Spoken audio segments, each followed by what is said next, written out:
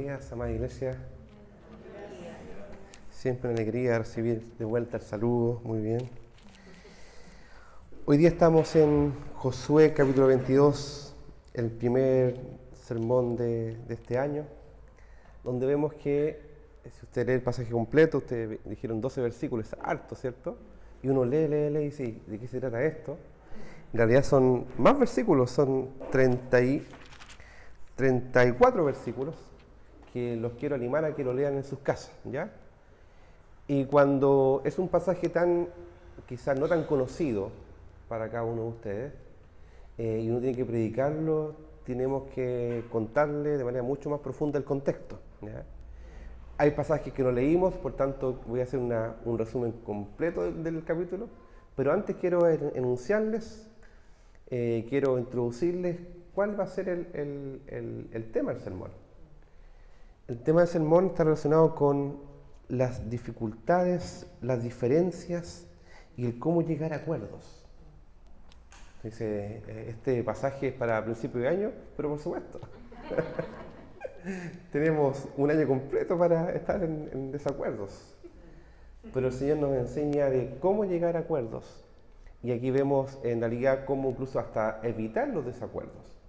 Y esto lo podemos ver en el ámbito eclesiástico, por supuesto, lo podemos ver en el ámbito más familiar y también en lo cotidiano, porque siempre tenemos diferencias de gustos, de formas de ser, de carácter, ¿cierto? De ideas, expectativas. ¿Para qué voy a decir? Ustedes saben que somos distintos, ¿cierto? Voy a dar un ejemplo y una pregunta. Quizá ustedes me van a matar. Las humitas, ¿se comen con o sin azúcar? Oh, ya hay diferencia ya, ¿no? No, oremos mejor, ¿cierto?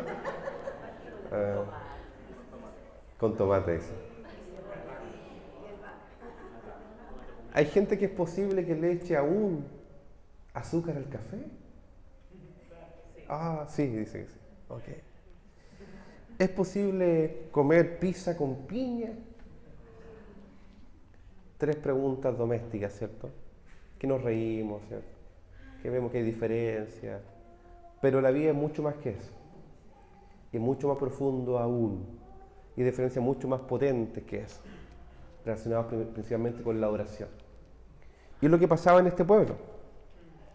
Vemos que hay una diferencia. Aquí leímos hasta que estaba a punto de estallar una guerra civil, en que 9 tribus y media se van a enfrentar a las otras 2 y media por un tema de adoración y por pensar que el otro estaba faltando al Señor, y querían juzgarlo y querían incluso exterminarlos, porque no vaya a ser que sea parecido a lo que pasó con el pecado de Acán. Esa es la introducción.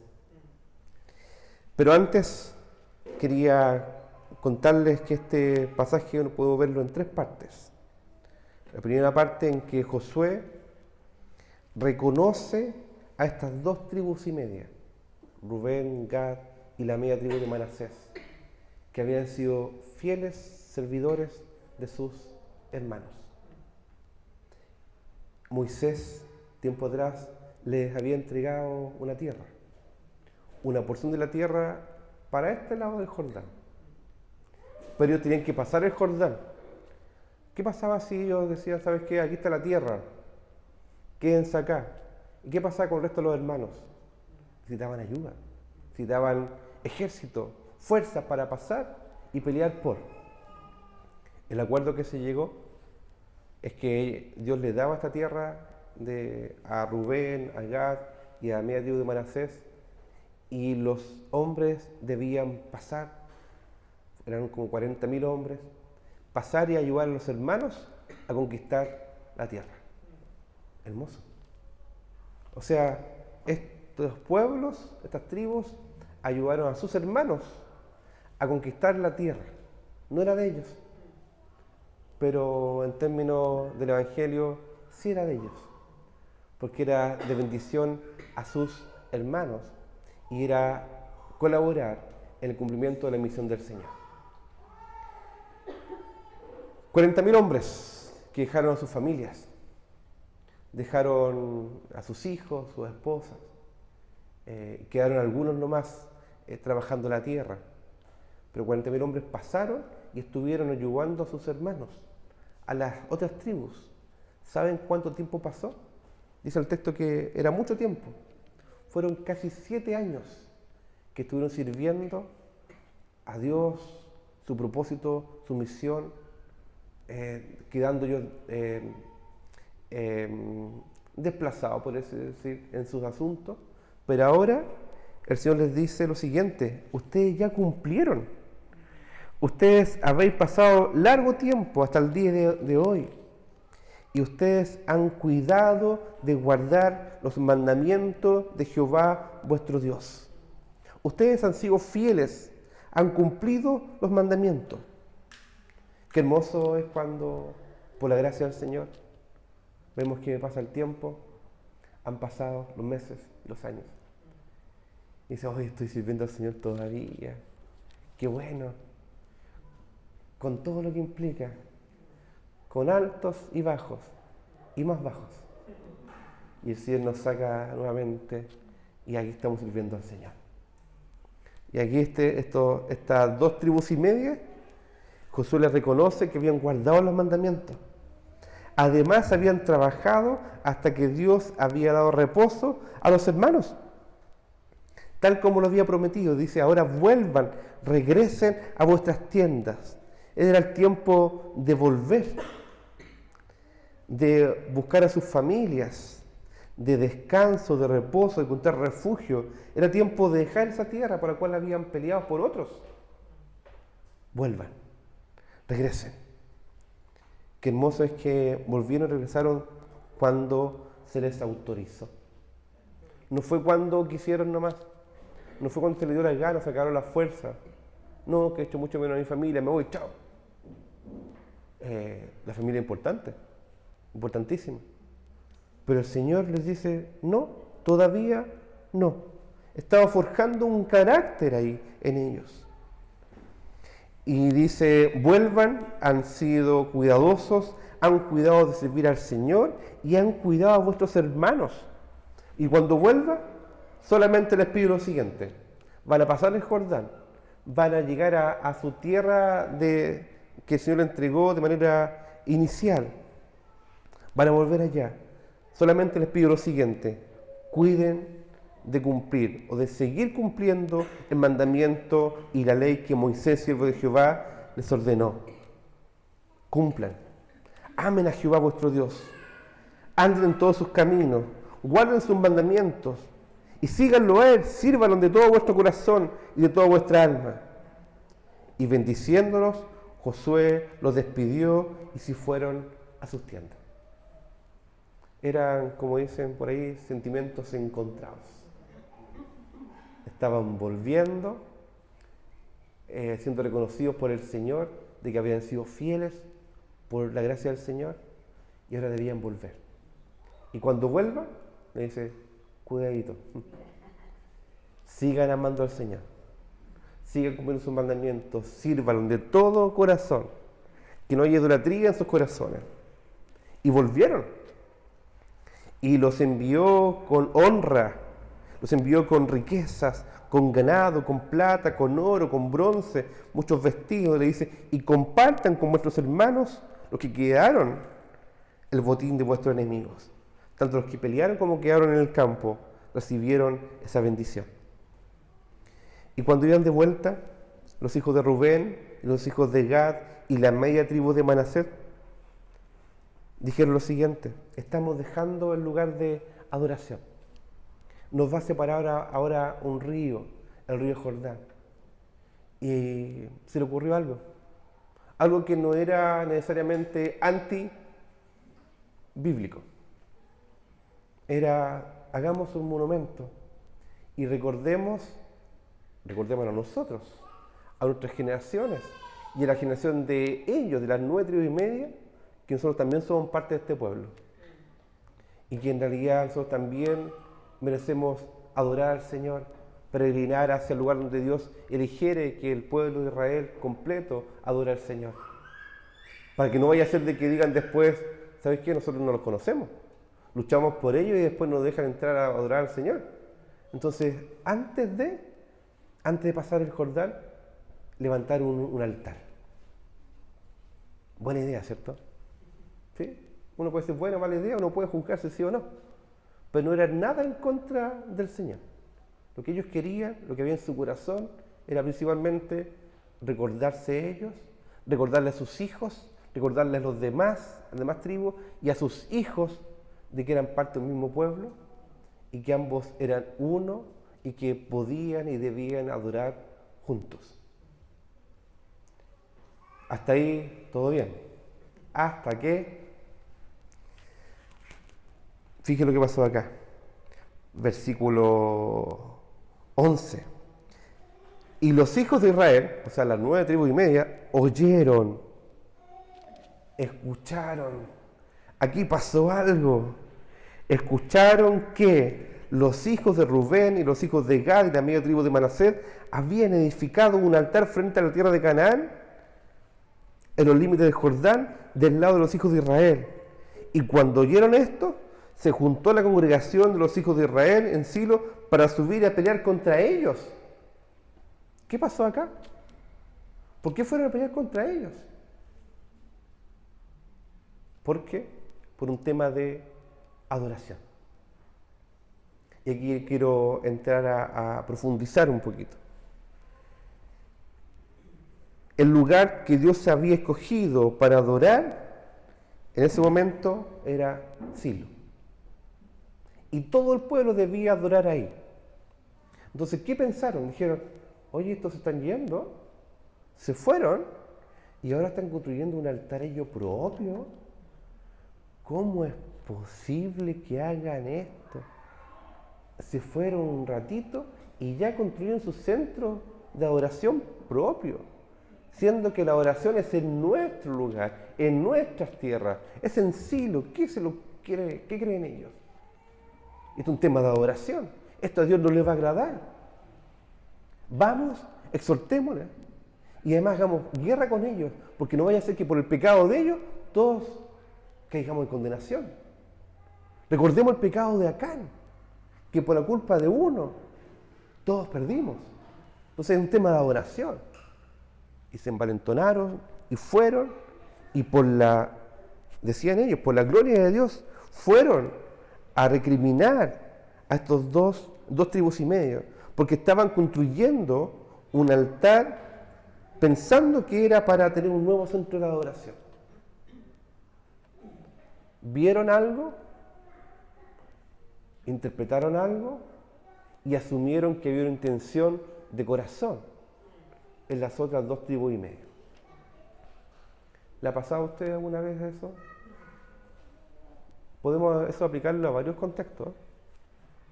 A contextos eclesiásticos, como dije antes, por supuesto. A contextos familiares, por supuesto. A contextos personales, por supuesto. Cuando alguien hace algo y dice, mira, lo hizo por tal cosa. Si yo sé que tiene algo en contra mía.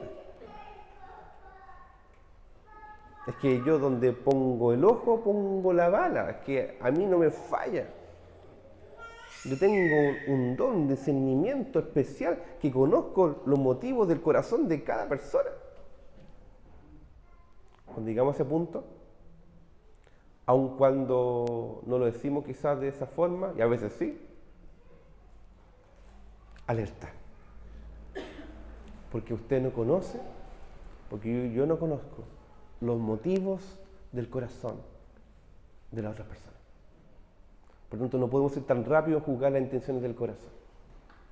Aquí vieron algo, vieron que había un altar edificado y juzgaron rápidamente y atribuyeron intención de corazón y dijeron, esto es digno de guerra, es digno de ir en contra de ellos.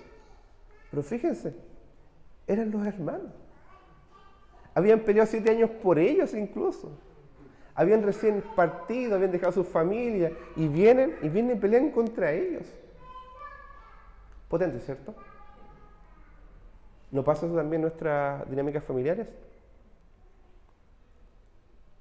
Usted llegó cansado y hace una pregunta y te responden mal.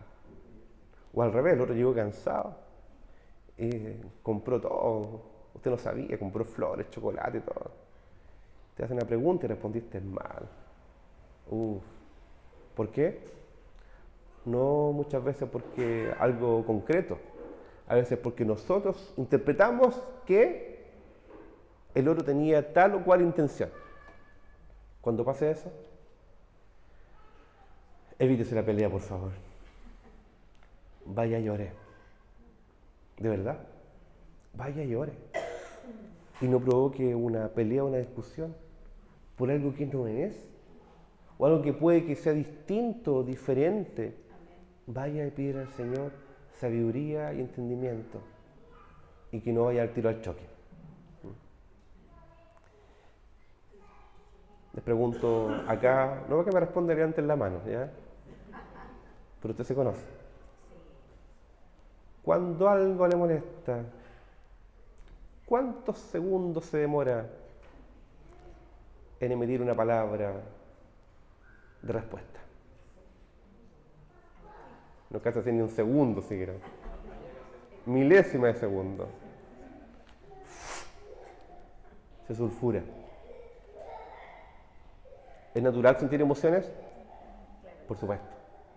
Pero les digo algo. Tienen el Espíritu Santo. Tienen la capacidad y el poder del Señor para tener dominio propio. Repito. Tienen la capacidad para tener dominio propio. Es que me cuesta. Más poderoso es el Señor. ¿Cierto? Y si ha llevado la vida entera así, te dices, es que yo soy así, ya no voy a cambiar. Eso le dice, arrepiéntase, devuélvase, entréguese y dispóngase a ser transformado por el Señor. Y si algún día muere, diga, murió transformado, transformada. ¿Cierto? Hermoso, ¿cierto? Esta palabra no es para el otro. Ojalá escuchara a tal persona este sermón. Es para usted mismo, no es para que pegue el codazo, ¿cierto? Entonces, algo muy importante. Lo que el Señor te manda, hazlo. Con todo corazón, cumple los mandamientos, cumple la palabra del Señor. Y sé comprometido, determinado con la oración a Dios, su santidad. Pero hay aspectos que son grises, por así decirlo. O que nosotros vemos grises. Y vemos que hay aspectos que pueden ser incluso hasta discutibles. ¿Por qué se le ocurrió hacer este altar? Bueno, no sabemos por qué lo hicieron. Ahí explican por qué. Cuando van a recriminarlo, le dicen, ¿cómo ustedes se han rebelado contra Dios? Edificando altar, además del altar de Jehová nuestro Dios. ¿No cometió Acán, hijo de Zera, prevaricación en el anatema? Y vino sobre toda la congregación de Israel un juicio. Y aquel hombre no pereció solo en su iniquidad. Entonces, esa fue la recriminación. La primera parte vemos como Josué los envía, los celebra, los honra. Segunda parte, edificaron este altar que era para memorial y vemos que vienen a criticarlos. Dice, esto es una aberración. Y viene otra parte que dice, Jehová de los dioses, responden. Jehová, Dios de los dioses, Él sabe y hace saber a Israel. Dice, ustedes no conocen los corazones. Pero nosotros lo decimos por otro motivo. No por lo que están pensando, no es porque ustedes piensen que queremos tener un nuevo centro de oración. Si sabemos que el Señor eligió un lugar, es la forma de orar, está en su tierra, donde Él lo determina. Paréntesis, ya no hay un lugar. Ya no hay una tierra específica. No es ni aquí, ni allá, ni este monte, ni este otro monte. Sino que el lugar se llama Cristo. El lugar se llama cruz. Ese es el monte en que debemos adorar. Y ahí encontramos unidad y unanimidad, adorando a Cristo. Ahí nos encontramos. Por aquí ya estaban peleando que este es el lugar. Y ustedes están formando otro lugar. Y le dice, no. Nosotros hemos edificado. Lo hicimos más bien por temor de que mañana vuestros hijos digan a nuestros hijos, ¿qué tenéis vosotros con Jehová, Dios de Israel, si ustedes son del otro lado del Jordán? Jehová ha puesto por lindero el Jordán entre nosotros y vosotros. Por eso dijimos, edifiquemos un altar, pero no un altar para holocausto ni para sacrificio. Les aclaró. Y ahí le entró ¿cómo es? Avísenos si la embarramos.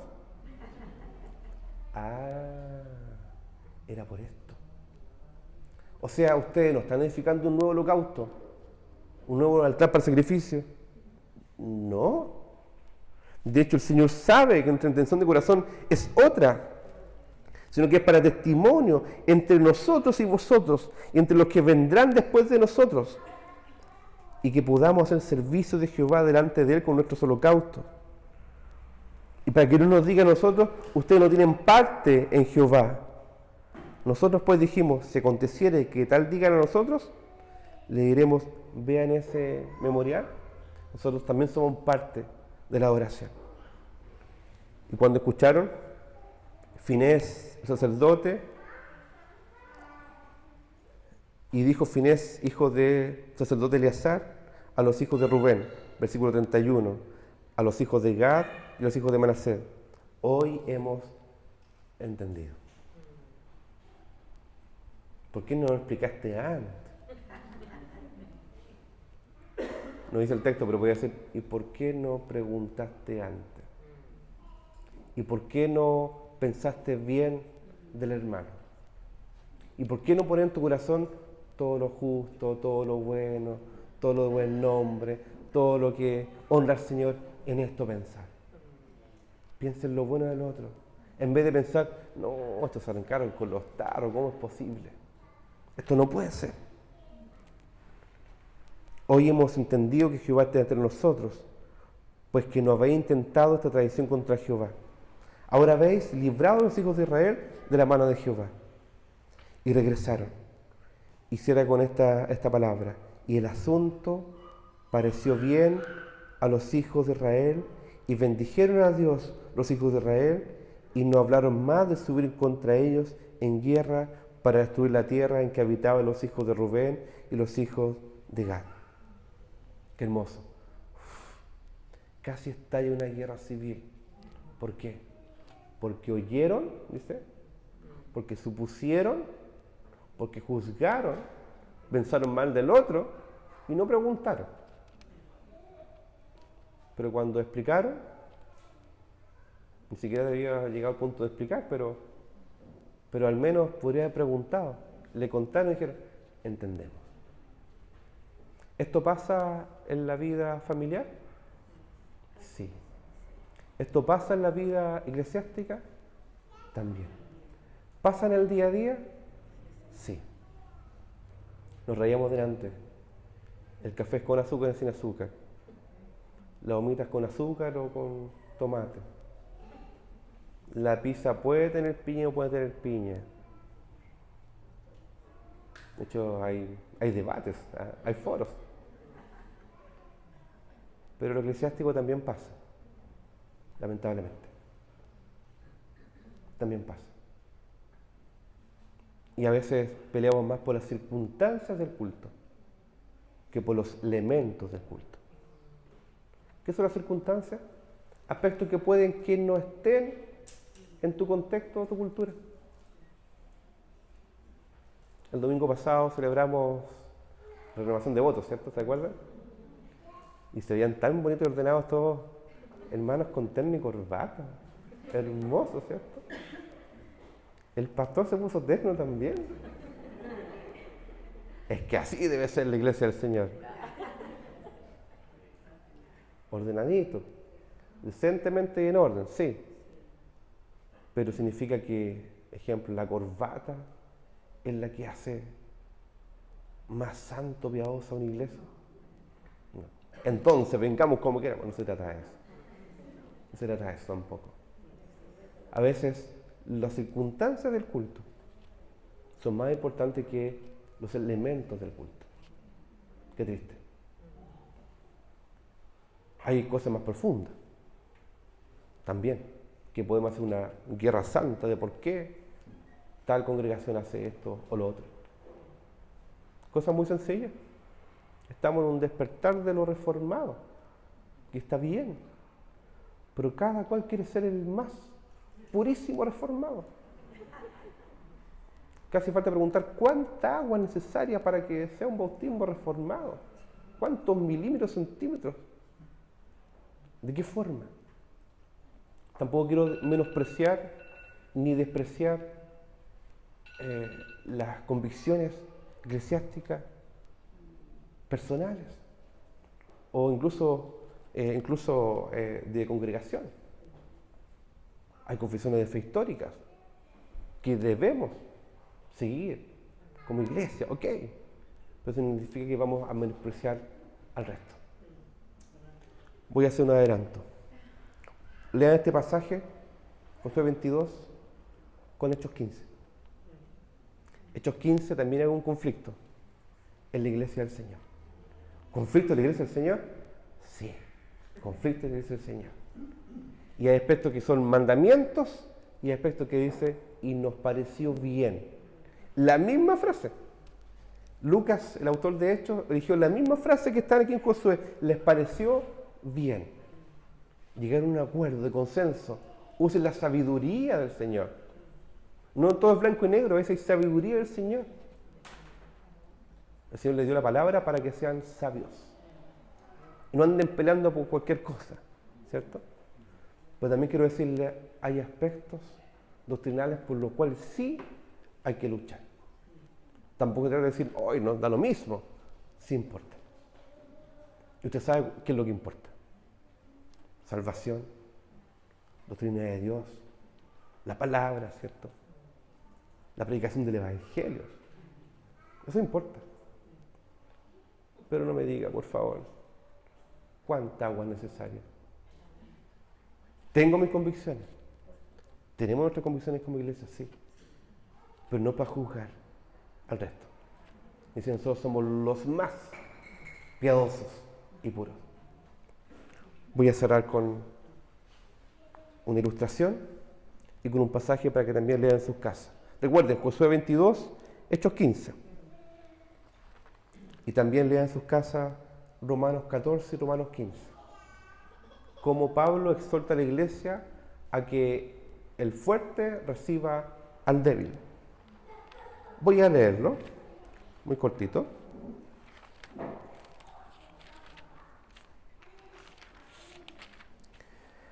Recibid al débil en la fe, para no contender sobre opiniones. ¿No estaba pasando eso? Porque uno cree que se ha de comer de todo. Otro que es débil, come legumbres. El que come no menosprecie al que no come. Y el que no come, no juzgue al que come, porque Dios le ha recibido. ¿Tú quién eres que juzgues al criado ajeno? Para su propio Señor está en pie o cae, pero estará firme, porque poderoso es el Señor para hacerle estar firme. Porque ninguno de nosotros vive para sí, y ninguno muere para sí. Pues si vivimos, para el Señor vivimos, y si morimos, para el Señor morimos. Así pues, sea que vivamos o que muramos, del Señor somos. Y después dice, recíbanse, capítulo 15, el Dios de la paciencia y de la consolación les dé entre vosotros un mismo sentir según Cristo Jesús, para que unánimes a una voz glorifiquéis al Dios y Padre de nuestro Señor Jesucristo. Pequeña ilustración ahora. Ustedes saben que estuve en Corea, junto con gente de toda lengua realmente y toda nación. Y era hermoso. Y pude conversar con gente de países perseguidos, donde no estaban discutiendo por cuánta azúcar o cuánta agua. se miraban y decían, somos hermanos. Luchemos por la causa del Evangelio. Un Señor, una fe, un bautismo, en el sentido que dice la palabra. El Evangelio, Cristo, su reino, su causa. Que ese sea nuestro motivo de lucha y de gloria. El resto, el Señor sabe. El Señor conoce los corazones. Los invito a orar. Señor, te damos gracias por este tiempo. Porque tú en cada momento y en cada instancia nos enseñas para saber cómo relacionarnos contigo, pero también con nuestros hermanos, con nuestra familia, con la iglesia del Señor y con quienes no te conocen, Señor. Queremos pedirte que así como tú nos recibiste, también seamos capaces de recibir al otro con gracia, misericordia y verdad. Perdona nuestro orgullo y nuestra maldad. Perdona nuestra autosuficiencia y nuestro menosprecio a otros. Te pedimos que seamos humildes y sencillos para correr delante de ti y encontrar juntos el lugar de adoración que es la cruz de Cristo. En el nombre de Jesús te lo pedimos. Amén.